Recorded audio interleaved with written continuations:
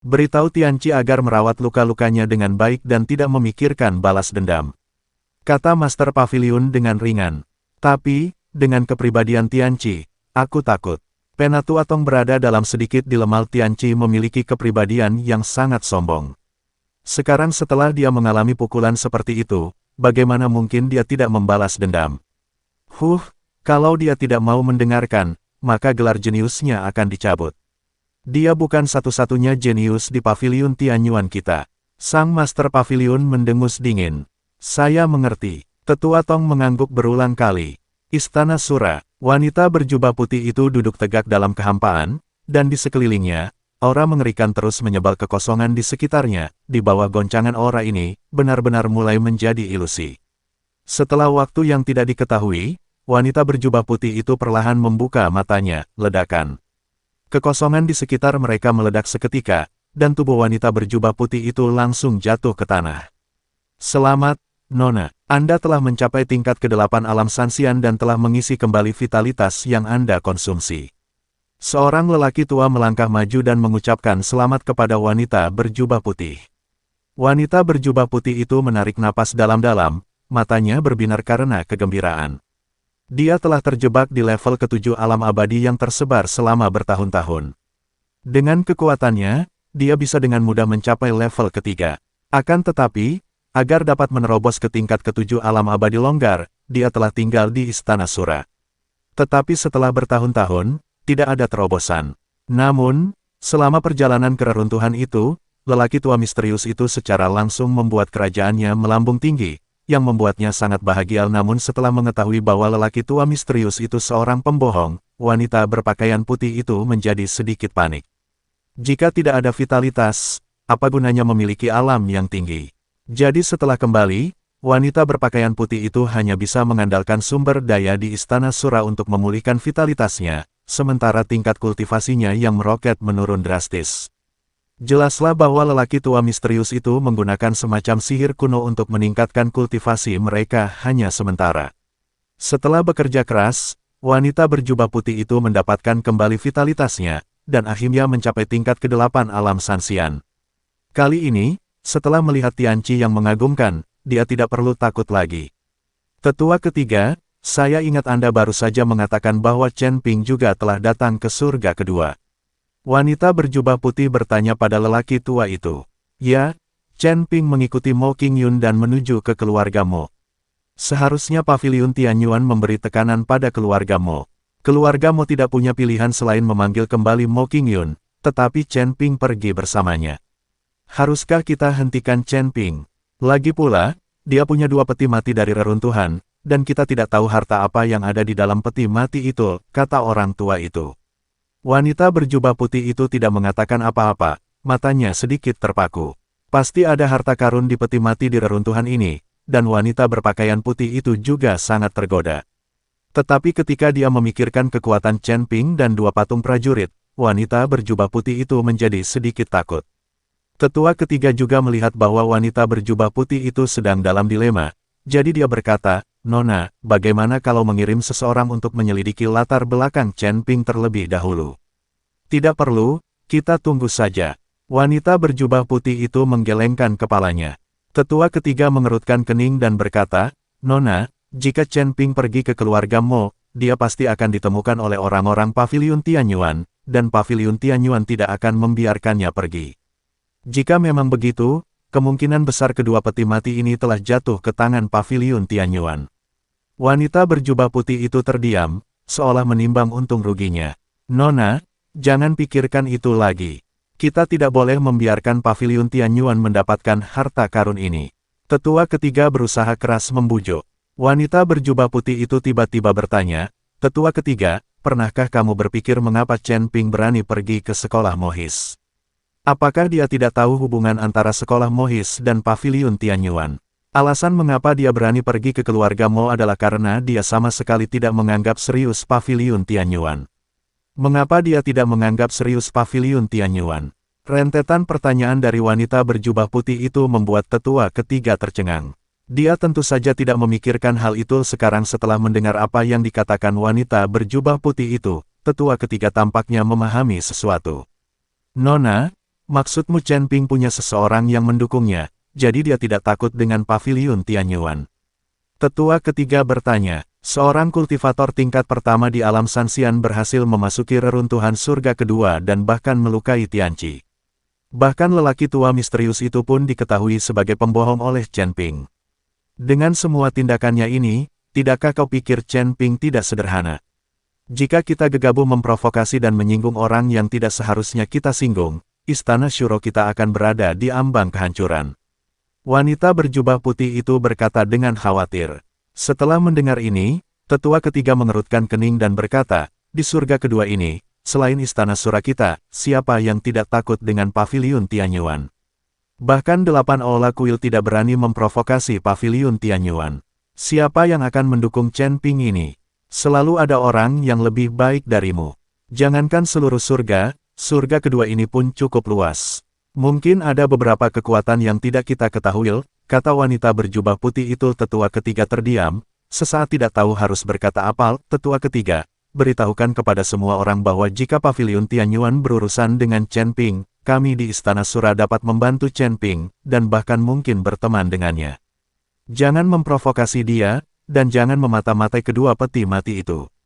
Tunggu dan lihat saja, wanita berjubah putih berkata, baiklah, aku mengerti. Tetua ketiga mengangguk. Di kekosongan surga kedua diiringi getaran kehampaan, sosok Chen Ping dan Mo Qingyun perlahan muncul. Kita seharusnya tidak jauh dari sekolah Mohis. Mo Qingyun menatap kekosongan di depannya dan berkata, baiklah, ayo pergi. Chen Ping mengangguk dan terbang maju bersama Mo Qingyun. Karena jaraknya tidak jauh, tidak diperlukan susunan teleportasi. Kalian harus tahu bahwa penggunaan susunan teleportasi menghabiskan banyak sumber daya dan tidak dapat digunakan sembarangan. Tetapi begitu mereka berdua mulai terbang, alis Chen Ping langsung mengernyit.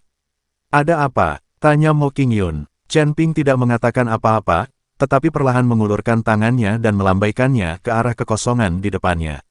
Saat Chen Ping melambaikan tangannya, kekosongan di depannya mulai bergelombang seperti riak air. Seseorang mencoba mengacaukan kita. Kekosongan ini palsu, Chen Ping berkata dengan wajah serius. Palsu, Mo Qingyun terkejut. Dia tidak menyangka ada orang yang akan menciptakan kekosongan palsu untuk menipu mereka. Sepertinya tempat ini tidak terlalu dekat dengan Mohism. Sekarang saya bahkan tidak tahu di mana saya berada. Keluarlah, apa yang ingin kau lakukan dengan menyelinap dan menciptakan kekosongan palsu? Chen Ping berkata dengan dingin pada kehampaan. Lumayan. Aku bisa langsung tahu dalam sekejap.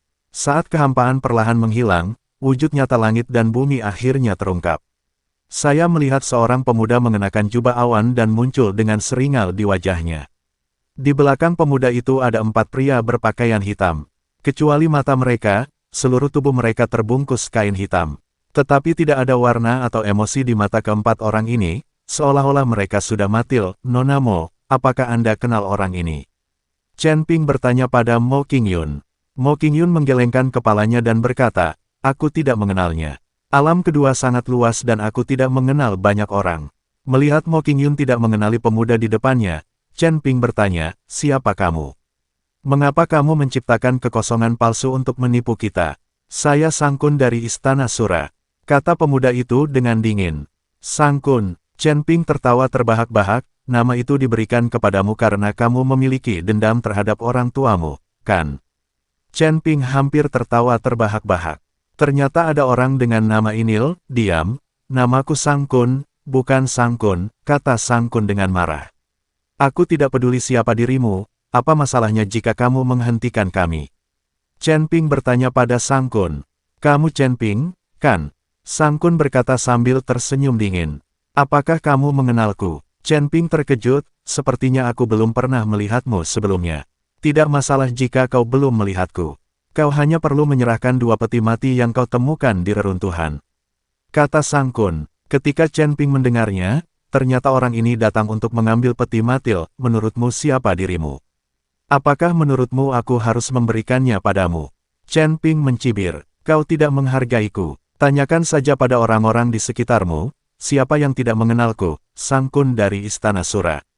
Jika kamu tidak memberikannya kepadaku, aku tidak akan bersikap sopan. Mata Sang Kun sedikit menyipit, dan dia berkata dengan niat membunuh di tubuhnya.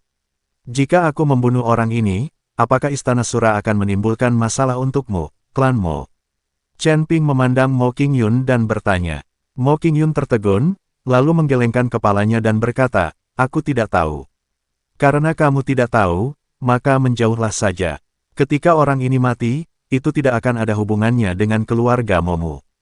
Kata Chen Ping. Hahaha, Sang Kun tertawa, wah, kau ingin membunuhku. Kau tidak melihat karakter seperti apa yang kau miliki. Kau hanya seorang abadi kelas 3, dan kau berani membunuhku. Orang tua, diam saja. Bahkan jika aku menjulurkan leherku untuk kau bunuh, bisakah kau membunuhku? Wajah Sang Kun penuh dengan penghinaan, dan dia benar-benar menjulurkan lehernya ke arah Chen Ping. Aku belum pernah melihat permintaan seperti itu dalam hidupku. Jika memang begitu, aku akan mengabulkan permintaanmu. Setelah Chen Ping selesai berbicara, pedang pembunuh naga tiba-tiba muncul di tangannya, dan dia mengayunkannya. Cahaya pedang menyala seketika kepala Sang Kun dipenggal oleh Chen Ping dalam sekejap tanpa keraguan. Tuan muda, keempat pria berpakaian hitam itu semuanya terkejut. Mereka tidak pernah menyangka bahwa Chen Ping benar-benar berani mengambil tindakan dan membunuh Sang Kun secara langsung. Kalian semua mendengarnya. Tuan muda kalianlah yang memintaku untuk membunuhnya. Aku membantunya. Mengenai biaya bantuanku, aku tidak akan memintamu membayarnya. Setelah Chen Ping selesai berbicara, dia menarik Mo Qingyun dan hendak pergi, tetapi dihentikan oleh empat pria berpakaian hitam. Salah seorang pria berpakaian hitam terkemuka berkata, kau telah membunuh tuan muda kami, dan kau masih ingin pergi. Kenapa? Kalian ingin pergi dan menemaninya juga? Chen Ping tersenyum tipis, dan gelombang aura mengerikan keluar dari tubuhnya. Aura ini membuat keempat pria berpakaian hitam itu bergetar dalam hati mereka. Merasakan aura Chen Ping, keempat pria berpakaian hitam tidak berani mengambil tindakan apapun. Karena mereka tidak yakin bisa menjadi lawan Chen Ping. Melihat keempat orang itu tidak bergerak, Chen Ping langsung menarik Mo Qingyun menjauh. Saudaraku, tuan muda telah terbunuh. Apakah kita akan membiarkannya pergi begitu saja? Ya, kalau kita kembali, bagaimana kita akan menjelaskannya kepada kepala istana? Pria berpakaian hitam lainnya berkata dengan sedikit ketidakpuasan. Diam? Apa yang kau tahu? Pria berpakaian hitam terkemuka itu mengerutkan kening dan berkata, orang bernama Chen Ping ini jelas bukan orang biasa. Kita berempat mungkin bukan tandingannya. Kami berempat bersaudara tidak mendapatkan banyak sumber daya di Istana Shuro dalam setahun, jadi untuk apa repot-repot mempertaruhkan nyawa kami? Ayo kita kembali dan laporkan saja pada Nona Muda. Masalah ini tidak ada hubungannya dengan kita lagi, ingatlah mulai sekarang. Jika ada yang salah, laporkan saja. Jika sudah dilaporkan, itu tidak ada hubungannya dengan kita. Setelah berkata demikian, sang tokoh utama berpakaian hitam perlahan menghilang. Pada saat ini, Chen Ping membawa Mo Qingyun dan bergegas menuju keluarga Mo. Mo Qingyun bertanya dengan bingung, Chen Ping, mengapa kamu berani membunuh orang-orang dari Istana Sura tadi? Kenapa kamu tidak berani membunuhnya? Chen Ping tersenyum tenang, aku sama sekali tidak menganggap serius Istana Sura. Dia benar-benar ingin merampok barang-barangku, jadi tentu saja aku harus membunuhnya, dan itu adalah permintaannya sendiri. Jika aku tidak memenuhi permintaan semacam ini, aku akan menjadi sangat bodoh.